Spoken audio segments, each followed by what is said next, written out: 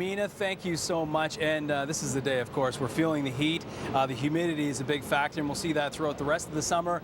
And if you want to work out, we have some great tips. Brent Bishop, he's our fitness expert. Thank you so much for coming in. You have some great ideas for how to beat the heat, some different, not just ideas, but techniques as well. So absolutely. I mean, Antony, people don't realize that, you know, in the extreme heat, especially when it's humid, you can be utilizing or actually losing about 2 liters of water per hour, which is quite a bit. 2 liters of water. And your gastrointestinal system can only absorb a little bit over 1 liter of water per hour. So it's really crucial, and it's actually very important to make sure you're hydrated.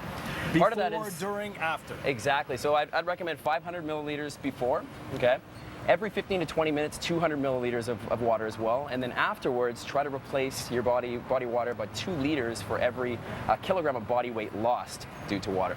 A simple question, perhaps. What are the warning signs that you should look for to know that you are dehydrated?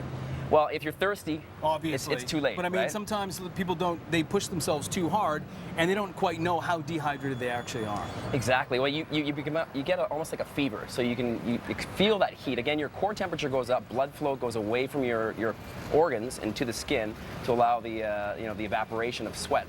But what happens in the humid conditions, like we have in Toronto in the summer, of course, the sweat factor, that sweat doesn't evaporate as efficiently. Feeling it now. Yeah, exactly. Right. So it's a big deal. You end up feeling extremely hot, very fatigued. Your heart rate is racing higher than it would normally be at that intensity that you're operating at, due to the oxygen demand needed.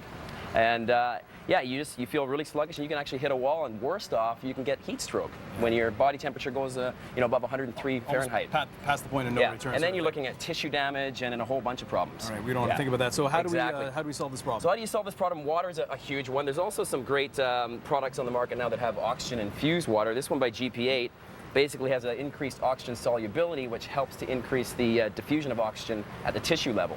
So great addition to just regular water is something like that. Of course, there's a lot of electrolytes on the market. Some of them are great, some of them not so great, some of them are very high in sugar. I think one of the important things is to consider that it's got to have the sodium, potassium, magnesium, calcium, okay?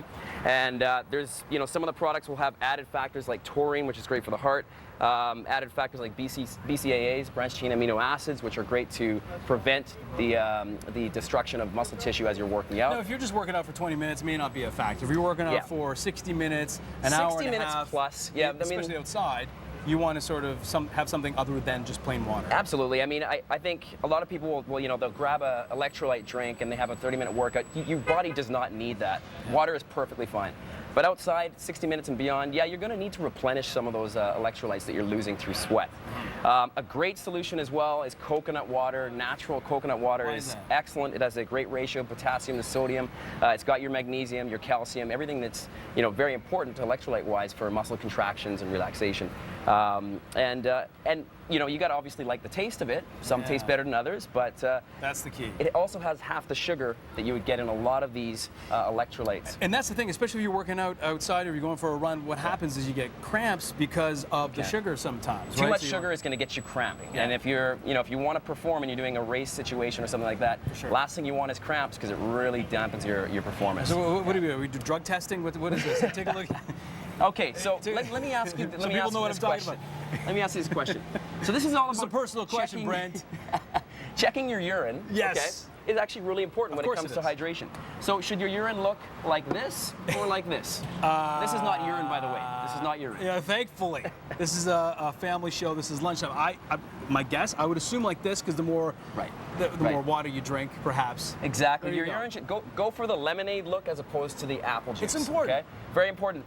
Urine like this, you're very dehydrated. Yeah. Very dehydrated.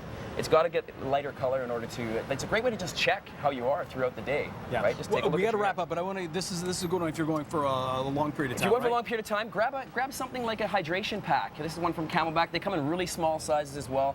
Throw it on your back, then you can just sip and go. Yeah. And don't forget your sunscreen. Look for something that's alcohol-free, oil-free, and sweat-proof that doesn't block your sweat glands. And one of the most important things is try to, I guess, gear your workouts at the right time of day. The right time of day, early morning, stay in the shade if you can, and wear sweat-wicking material.